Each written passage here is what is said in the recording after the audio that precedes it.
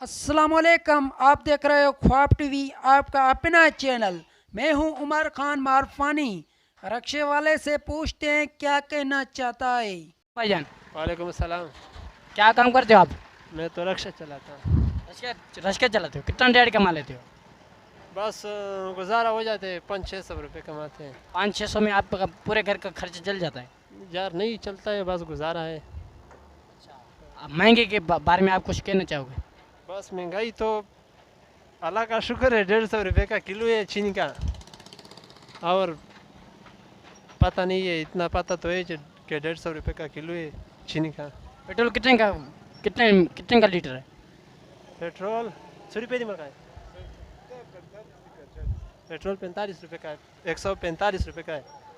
अच्छा, रश्के में 600-700 में आपकी डेढ़ चल जाती है?